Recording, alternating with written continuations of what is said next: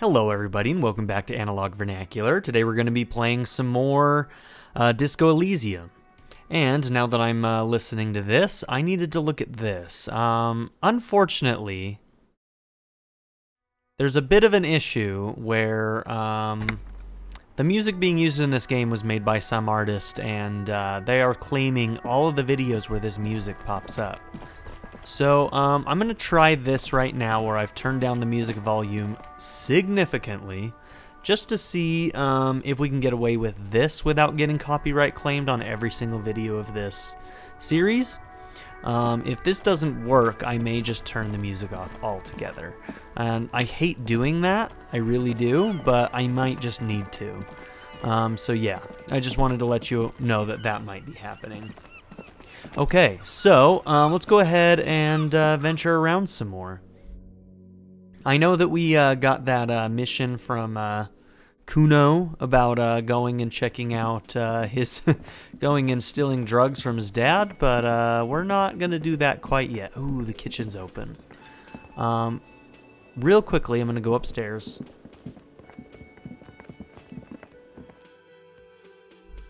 And I'm going to try one more time trying to knock on this lady's door up here. It might be time-based, like at certain times of day we might be able to talk to her. Still nothing. The lieutenant gives you a quick glance. Empathy. He doesn't like where this is going. Punch the door. You slam your fist in the vinyl. It does not produce a hole. The door sits sturdily in the frame and your fist hurts. This was all a very good, normal thing to do. Stop that, the lieutenant sounds angry. Okay. Well, I thought I'd check. Alright, let's go and check out the kitchen real quick.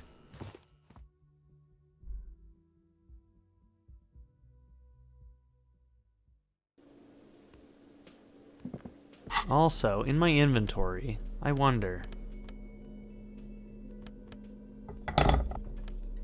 Something in both hands.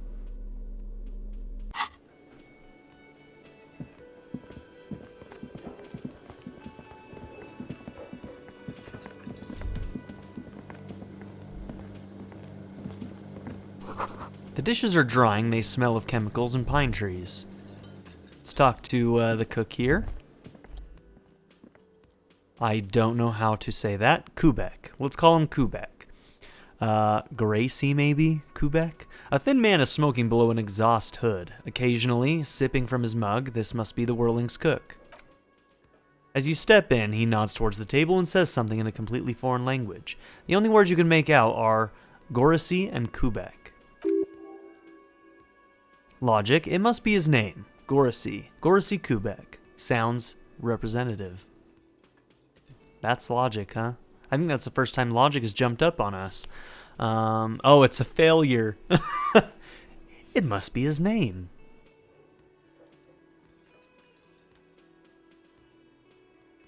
Hello, sir. Got time for a few questions? The man puts his cup down and replies something, his left hand drawing arcs in the air. You've got some impressive pots there. He smiles and bangs his ladle against each of his pots in turn. Well, I don't think I need anything else. Stay masculine. Wow. An aroma of spices, alcohol, and tomato hangs in the air.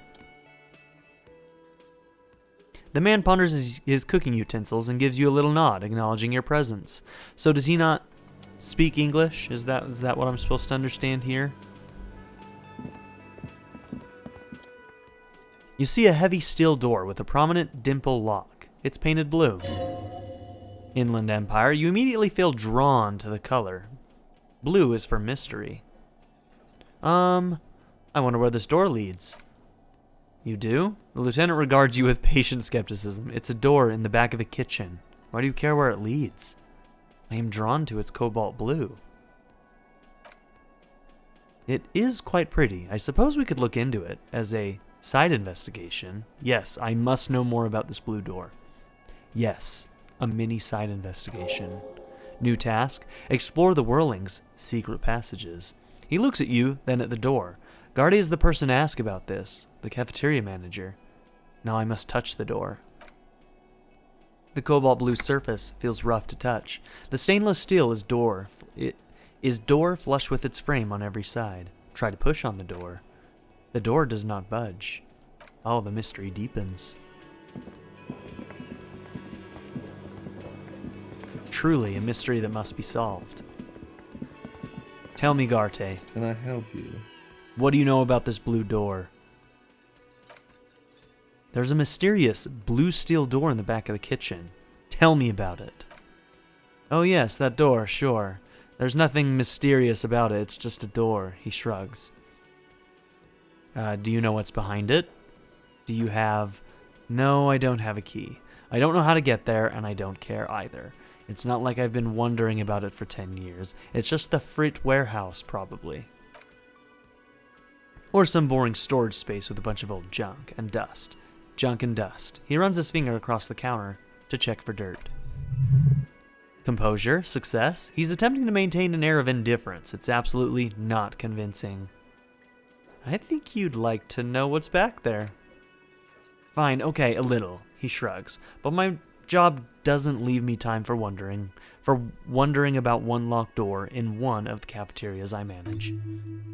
Experience gained. So I haven't opened it. I have cleaned the whole place 100 times over, though, after the animals, and I haven't found a key, so good luck with that.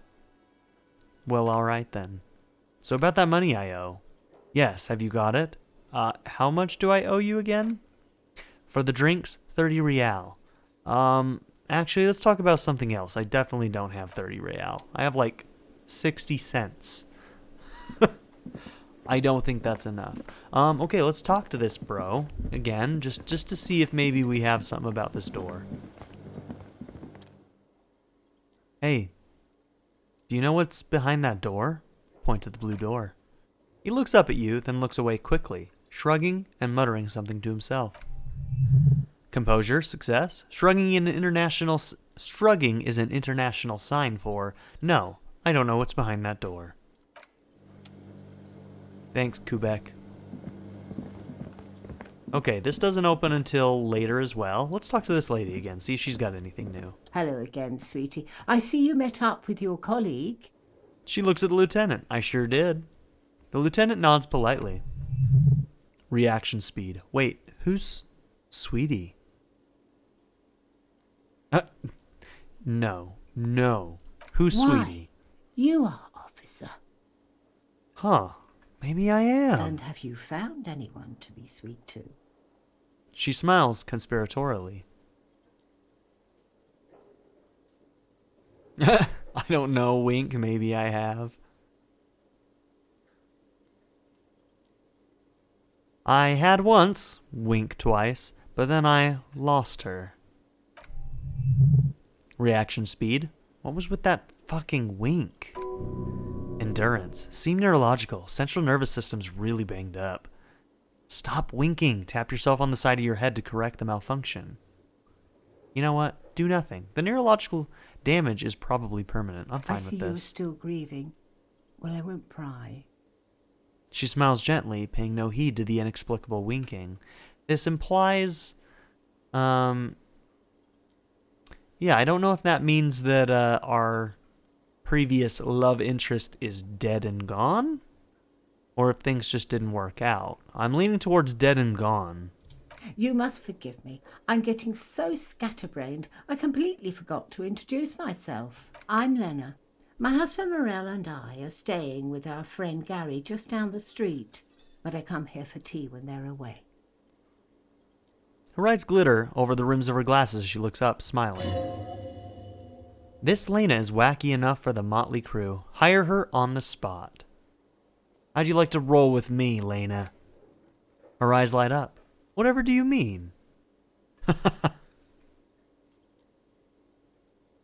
Hey, maybe I could get some cigarettes from her. I want you to be my wheelchaired partner in fighting crime. Ridding backyards of corpses, catching sequence killers. Sequence killers, oh my. She sounds impressed. But I think you already have a partner, sweetie.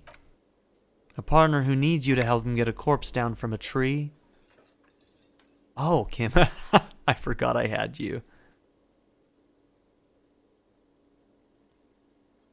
Kim, of course. I forgot I had you.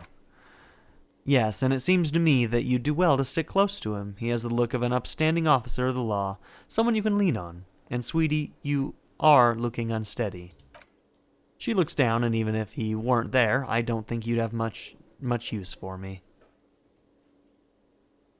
Why? 3 heads are better than 1. Thank you, but she looks out the window wistfully. Martinez isn't the most wheelchair-accessible place, you see. I'd slow you down. She turns back to you with a hopeful glint in her eyes. Perhaps another time? Yeah, you seem to be in a chair. This seems a rude way to approach it. Let's go for it. Yes, dear, I am a paraplegic. Encyclopedia. A paraplegic is someone with limited or no ability to use the lower half of their body. Paraplegia is caused by spinal cord injuries, like falling from a great height or a grenade explosion. Huh, a grenade? Did you fight in a war? No, dear, I'm not quite that old, although I was injured in the line of duty. I feel like I was in a war. Is that true? Oh my, what happened? I think I lost. That's how I feel about the accident. She looks down and then up at you again. I was a training and development manager at a rapidly expanding mail order shoe company. You'd think it would be a safe job, but I had to be everywhere, and well, once I happened to be under some faulty scaffolding.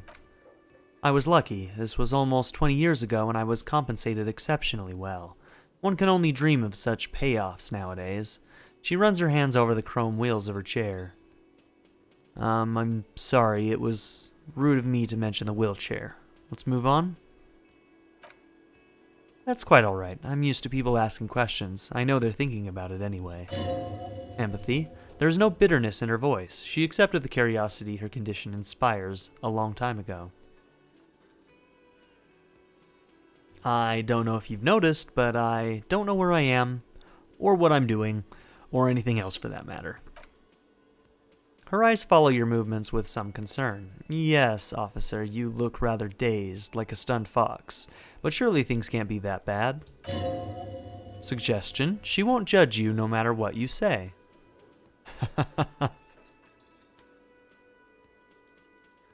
Yeah, I drank so hard I forgot literally everything. Oh my, takes a moment to process. You know where we are, right? We're in Revocol.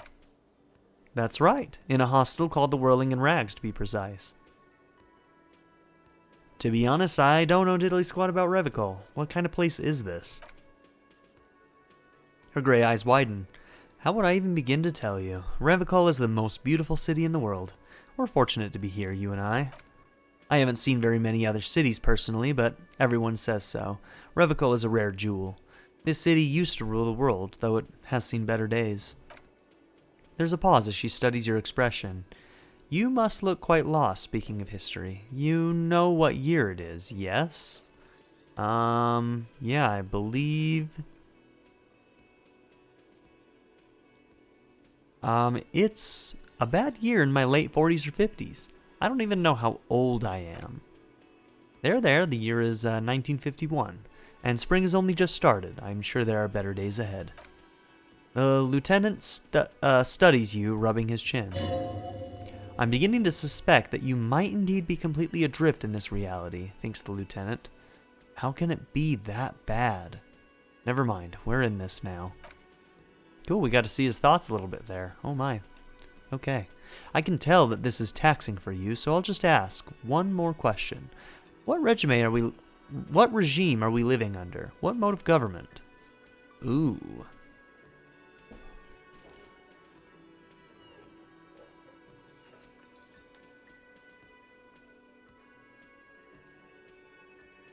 Radios are being used to control people's minds.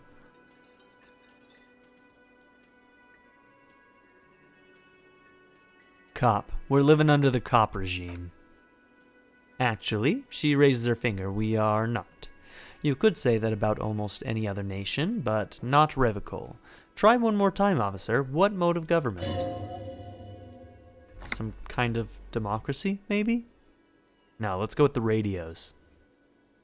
Radios are being used to control people's minds and distort our perception of reality, concealing our true masters, foreigners and women. Oh, no, nothing like that, dear. Revocol is a special administrative region, led by an alliance of foreign powers called the Coalition. We have almost no government of our own, and certainly no matriarchy. Endurance, she's trying to avoid the foreigners part. This is because she's a woman. She may be lying to you. Ugh. I don't even know what to say. I'm so disappointed. I love women. It is quite disappointing, yes. A lot of people would like some form of representation. There's talk, but for now, the RCM is all we've got. So we've got some foreign government that basically has a foothold in our... Yeah, we have no government of our own. We have just some foreign government who controls us. So we're kind of like a vassal state or something. If there's no government, how come there are cops? Oh dear, this is troubling. You really ought to know that, being one yourself. There aren't any cops in Revocol. Not in the traditional sense. The status of law enforcement has been a complicated matter since the Revolution. But we should stop for today, sweetie. You look like you need a break. Besides, I'm not the best person to explain the big things to anyone.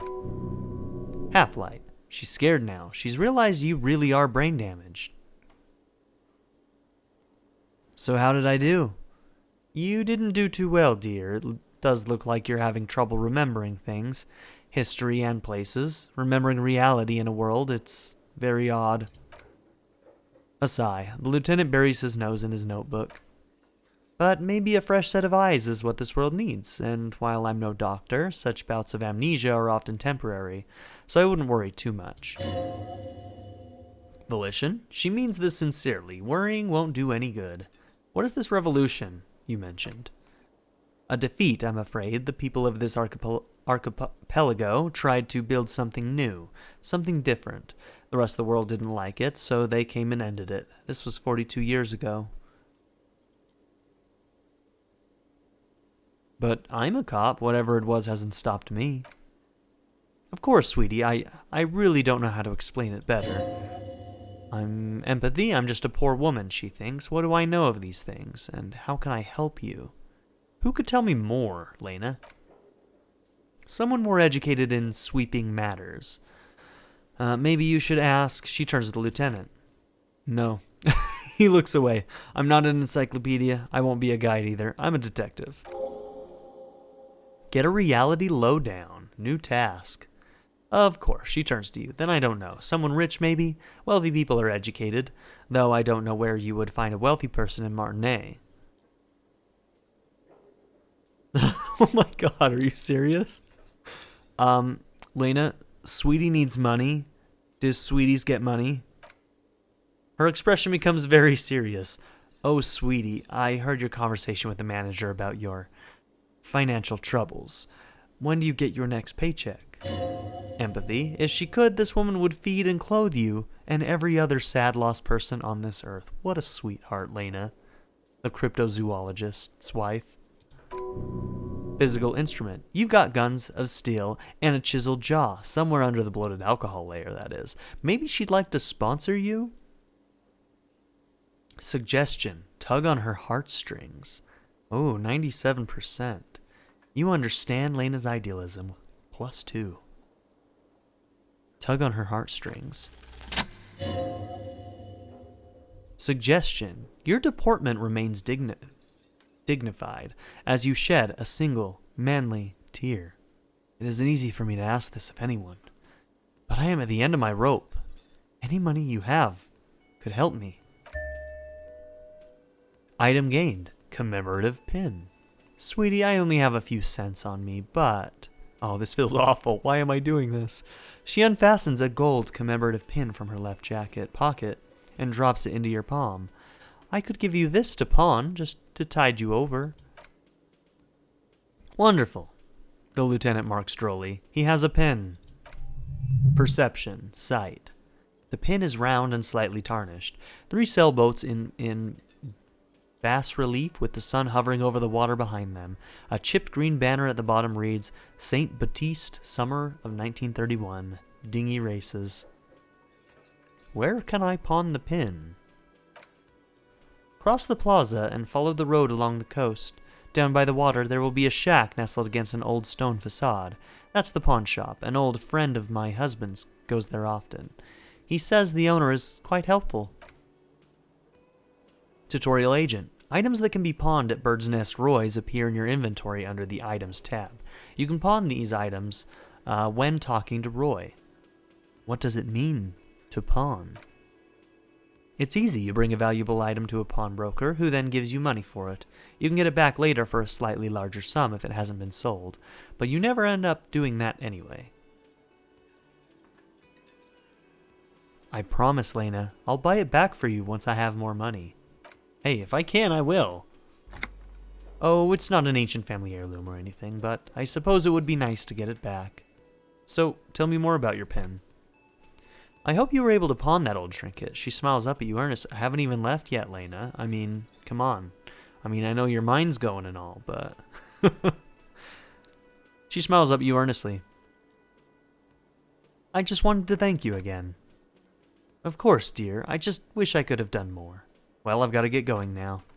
Of course, dear. Good luck with your case. She gives you a small wave. All right. Well, let's see if we can head towards that pawn shop, actually.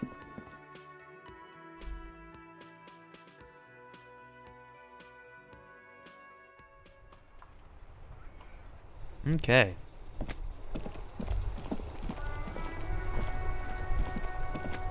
So the shore is going to be here on our left, so we need to go up this path here, probably, to find the pawn shop. This Post L'Aventure mail collection box has been heavily vandalized with graffito. Yes, I know I'm pronouncing all of this wrong. Just give me a break, ladies and gents. I don't know how to say half this shit. A closer inspection reveals 2 bullet holes in the front. Fuck you, mail delivery box. Kick it. Oh my god. Did I just hurt myself? Okay, I thought I was going to lose a health there. There is a hollow, saddened ring as you kick the L'Aventure mail collection box. It sounds betrayed. In disbelief, even. Pain. Oh, I did lose a health. Pain threshold. Formidable failure. Your toe has suffered damage. It hurts. Cool. The lieutenant nods approvingly. You really showed that mail collection box. You think so? You think it was cool? I don't. Let's go. I like Kim. Empathy. He must see the box as the weaker of the two, and you as a bully, something he doesn't stand for. Good mail delivery box. Pat the box. In forgiveness. The mail collection box has no faith in your psychopathic manipulations. Let's go then. Ooh. Bench. Maybe we can contemplate life on this bench. Some great tectonic force has cracked the pavement like an eggshell. The worn and beaten wooden planks of the bench do not look overly comforting. The lieutenant looks down the street. We can sit on benches after we've solved the murder. Let's go. Tutorial Agent, you can revisit the bench if you ever need to pass the time, when Lieutenant Kitsuragi is gone. Oh, interesting. Okay. The damage looks like it could have been caused by an earthquake. Okay. Maybe a sea monster did this to the plaza? A little bit of heartburn. We got more people over here. Let's go ahead and go up this side first.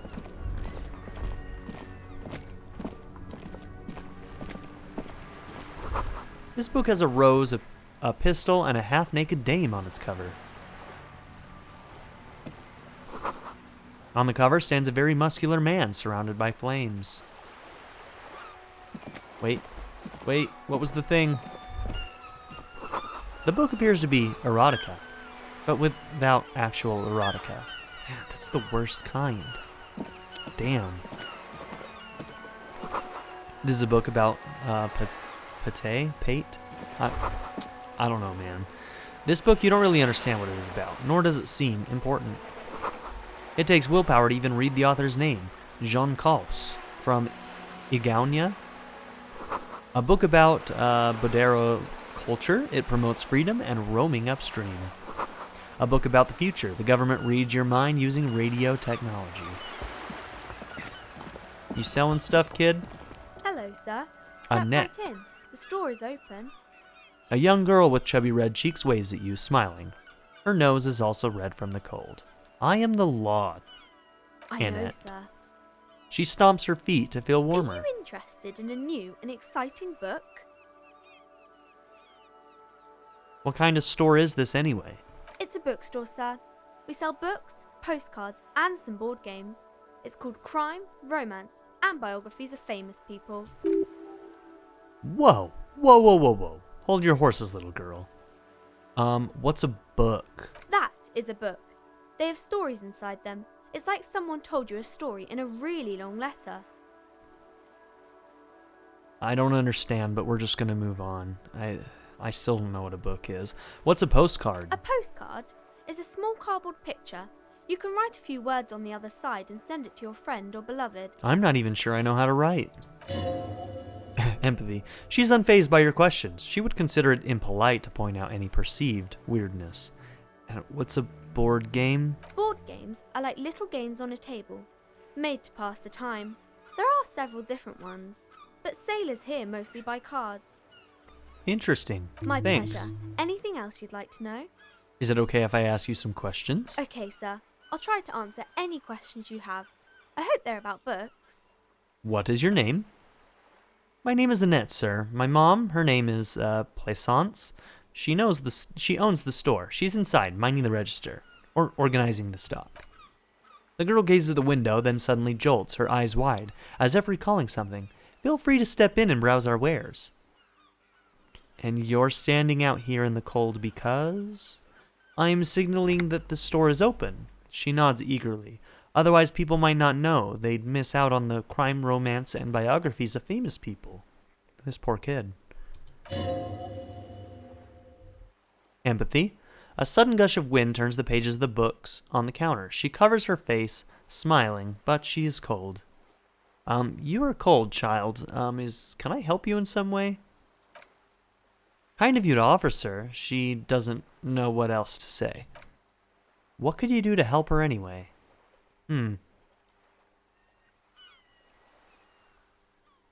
So, I should have a word with the store owner, maybe. Oh, no, sir. I'm happy to help Mom by luring in customers. That's an interesting word choice.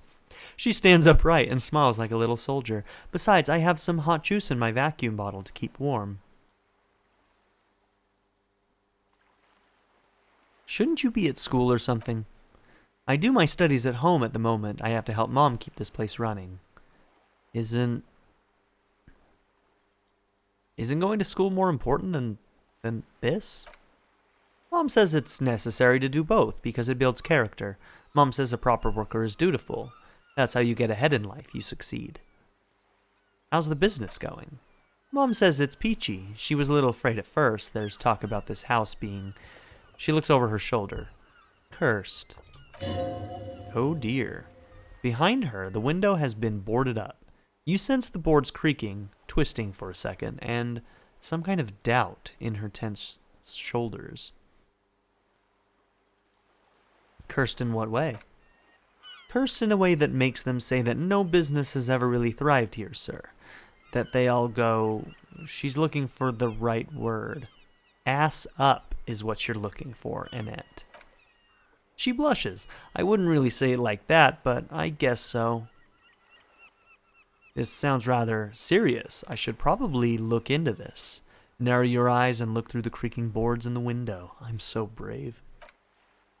We can go into the bookstore and ask about the case, but I don't see much more to look into here. The lieutenant makes a note in his notebook. Yes, she chirps. Please do look at our wares inside. The postcards and board games you asked about are also there, sir. How does this curse manifest itself? It does not manifest itself in any way. It does not exist. I liked it better when we were talking about whether it's appropriate to stand out in the freezing weather. But Kim, the plasmic manifestations. No such thing. The lieutenant stands at your side, stern and serious. The girl looks back and forth between you two. Anything else you wanted to talk about, sir? What do you know about the other failed businesses? Nothing really, sir. Mom doesn't allow me to sneak around in the back rooms or the cellar. She looks a bit disappointed. I don't really know what's there. Enough about the curse for now. Annette looks at your shaved, prickly chin and distinctly contrasts with the oily mutton chops that surround it. Maybe I can tell you about some of our books instead? Who are these famous people? Oh, kings and queens and generals of old, or artists and writers, or musicians, those kinds of people. There's usually something extraordinary about them. She scratches her cold, reddened cheek, then continues. I think that's why people read them, to find the secrets of their fame. Can I become famous by reading one of those books? I don't know about that, but I imagine life is great when you're famous. Fame sounds delicious. Maybe someone will write a book about me one day. Why would they do that, sir? Because I'll be a superstar cop, in the papers and everything. That'll show 'em. That's so cool. Maybe they'll make you a book cover, picture and everything. Standing over a dead body, holding a gun. Hey, sounds good to me. What is this crime business? Crime fiction is about murders, or burglaries, or things like that, and the work of a policeman or a private detective who's trying to solve a crime and catch the criminals.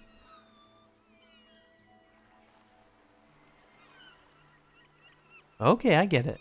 Crime murder gets the people going. She tots, and it's kind of like a puzzle, too. You can guess who the criminal is or how the good guys are going to catch him. I'm a policeman myself, you know, by the way. The law, as I said. You don't look much like a policeman. She examines you, as if to find something policeman-like. Okay, then, maybe I'm not a policeman? Or should stop being one? Didn't mean to offend, sir. Sorry, sir. It's just that you don't look like Dick Mullen. She points to a book cover on which you see a strapping, vespertine officer. He stands grimly over the body of a dead woman.